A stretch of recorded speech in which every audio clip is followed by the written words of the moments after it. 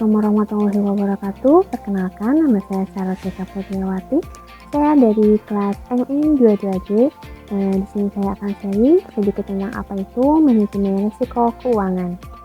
Pengendalian risiko keuangan merupakan bagian dari integral dari manajemen risiko yang bertujuan untuk melindungi nilai dan stabilitas keuangan organisasi. Proses ini melibatkan identifikasi, analisis, evakuasi, dan pengelolaan risiko yang dapat mempengaruhi pencapaian tujuan keuangan. 1. Identifikasi risiko.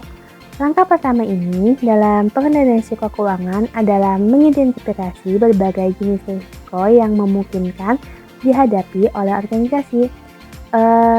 Yang pertama yaitu risiko ini dapat berasal dari fluktuasi pasar, di mana perubahan harga aset atau produk berubah.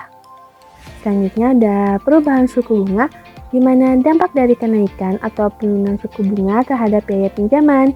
Yang selanjutnya ada risiko kredit, di mana kemungkinan gagal bayar dari debitur, dan risiko likuiditas, di mana ketidakmampuan untuk memenuhi kewajiban jangka pendeknya.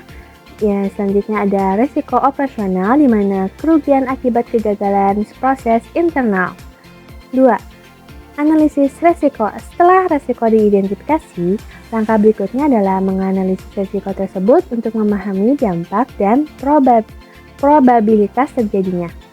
Metode yang umum digunakan biasanya metrik risiko, di mana untuk mengevaluasikan tingkat probabilitas dan dampak.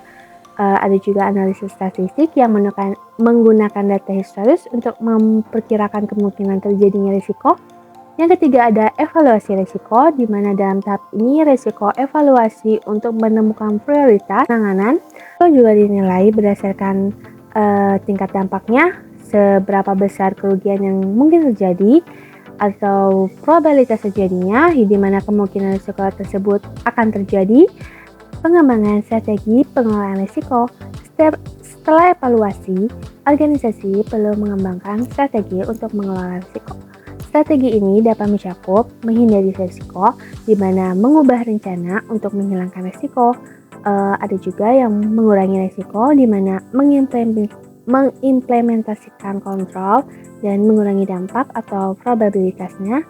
Ada juga mentransfer risiko, di mana mengalihkan risiko kepada pihak ketiga, misalnya melalui asuransi, atau juga penerima risiko, di mana mengaku adanya risiko dan mempersiapkan diri untuk menghadapi dampak risiko tersebut. Yang kelima ada pelaksanaan strategi, ada implementasi dan pelaksanaan. Strategi yang telah direncanakan harus diterapkan dalam operasional organisasi.